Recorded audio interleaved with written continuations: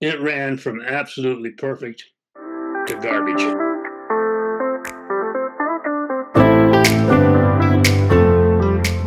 Progress. Okay.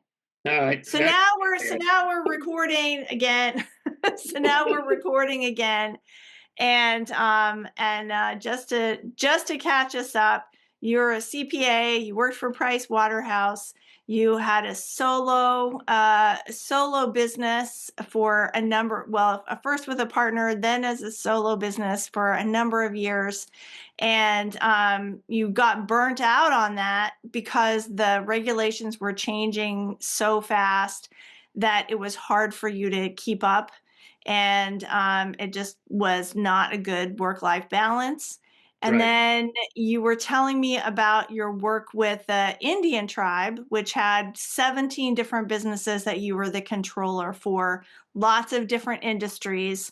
So was there anything about your history? What we're really trying to do here is build a better bookkeeper.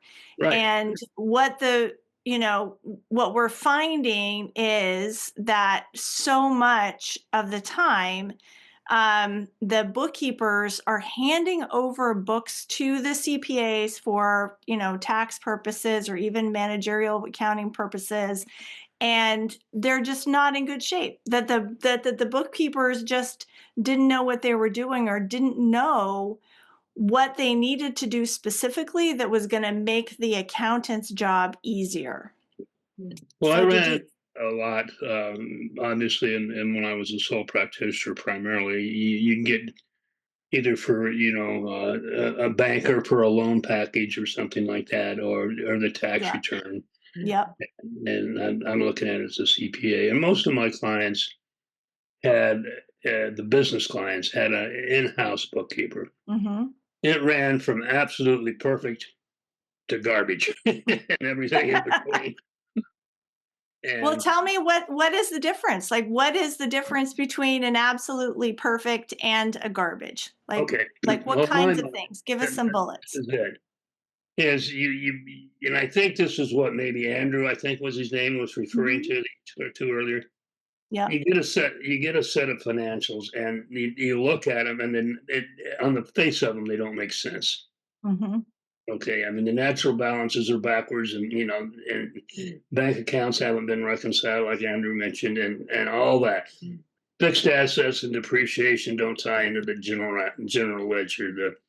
You've got, say your accounts receivable balance is $10,000, and you run a listing of the outstanding accounts as of the balance sheet date, and it's $8,000. Well, what's wrong? Same with the Mm-hmm. payables. After a while, and you start digging into it a little bit, and after a while, everything just starts falling apart. Mm-hmm. Yeah. And that's very frustrating, and it's very time consuming to go back and try to reconstruct all that. Yeah. Yeah. Yeah. And I think what you're trying to do is to get away from that kind of stuff. Exactly. Right. And I think that's wonderful. Yeah. And now I also think that the bookkeeper should welcome that too, Yeah. because they by I mean, and I don't, and this I think goes, to the CPA, to the tax preparer, or to an investor, or to the bank, or you're trying to sell a business, or whatever it is. If these people, the banks, the investors, and the prospective purchasers, get a set of financial statements and they don't stand on their own 2 feet, they're not going to be interested. Yeah. They start falling apart, and all these discrepancies start coming up, and they're going to do some degree of due diligence themselves. Mm-hmm. And even the loser there ultimately is the client. Right. He's not going to get the loan. He's not going to sell his business, or whatever it is. Right. And I think that this is where, and I think what you're trying to do would ultimately better serve the client, who is the most important person, I think, in the Yeah. equation. Yeah. Yeah. And um, and then depending on the bookkeepers, level of former accounting education and experience, it's going to vary all over the wall, probably. But if you get somebody with not a lot of formal accounting education, this type of thing I think you're trying to do is fantastic. And yes, it's going to take a little effort on their part, but it's going to make them a better professional, if you will, and better than enable them to really increase the value of their services to their clients Yeah. Yeah. and make the CPAs life a lot easier. And have less of them get burned out and drop out. I mean, we can't control anything about the regulations, obviously. Well, no. Those are going to keep changing. But so much of burnout is. I mean, I talked to one accountant who said that it's now taking her 40% more time to do a tax return than it did 5 years ago. Oh, yeah. And yeah, and so it's becoming more complicated, and the more, like you said, garbage that comes to them, the more they have to go back and clean up something, Absolutely. tie it out, make the numbers make sense. That number one, more frustrated, they become. Number two, they spend their time doing that rather than on the stuff that is like their zone of genius, like the actual tax stuff. Right.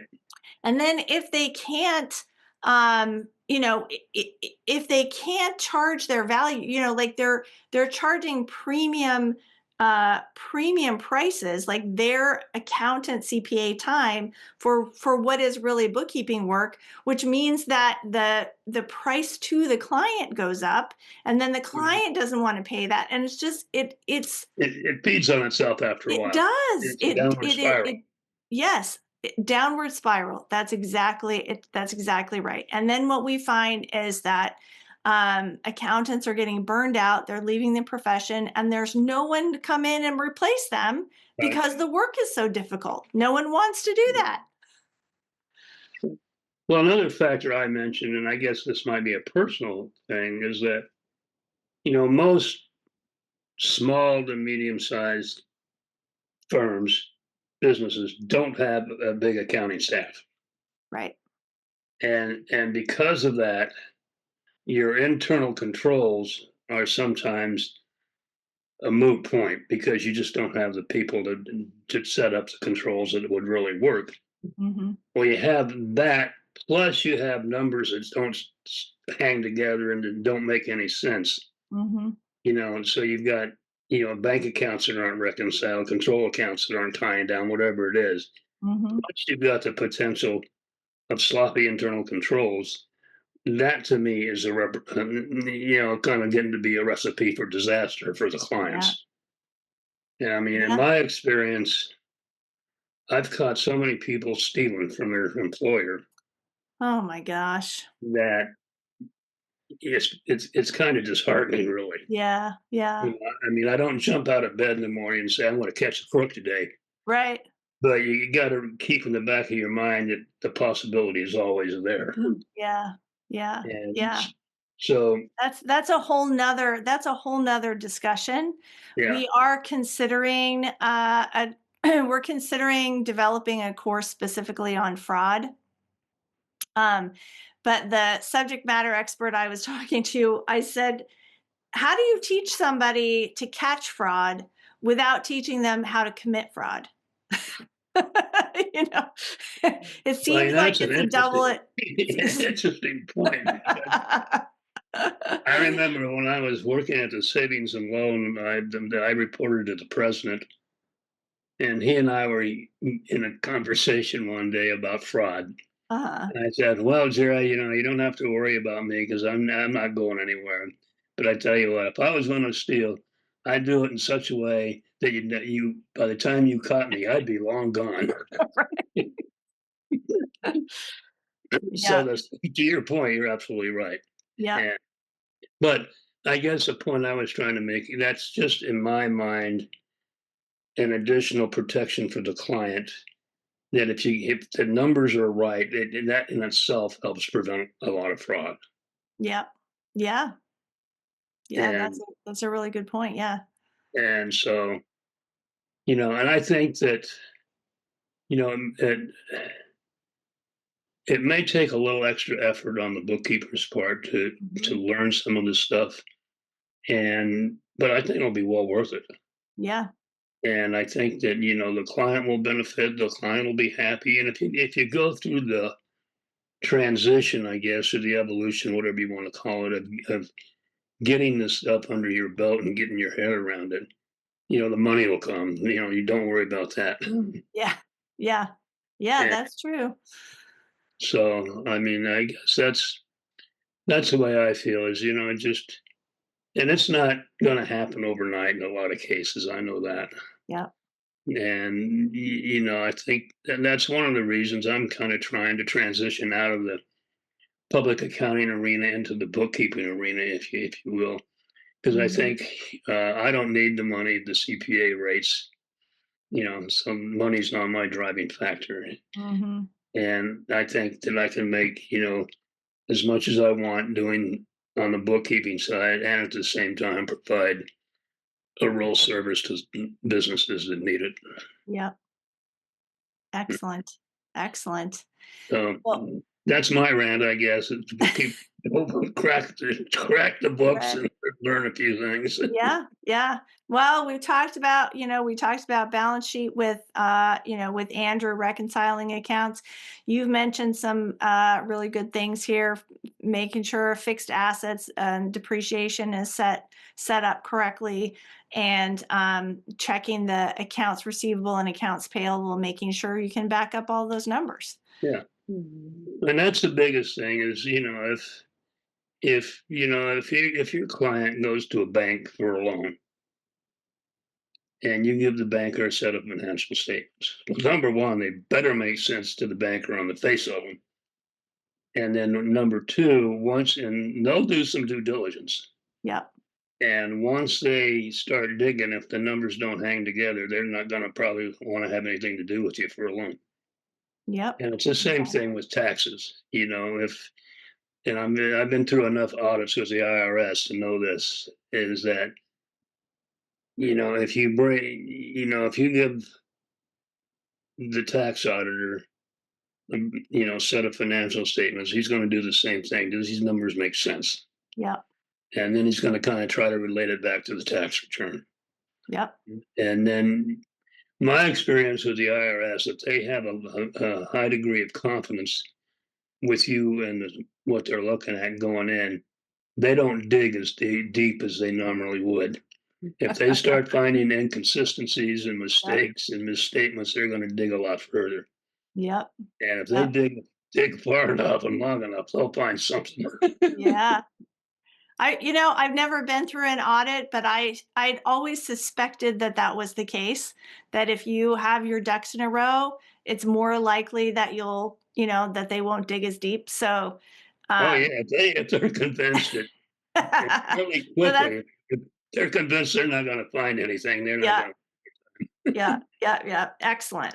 I'm glad to have that confirmation. All right. Well, Fred, thank you so much for your time. Thank you so much for helping us out on our advisory council. And we're going to build something really amazing together. And I think we it's kind of are, exciting. yeah, yeah. And we're gonna build a better bookkeeper and put out into the world some help, some real help for the industry. And I'm excited for our future. Thanks for being a part of it.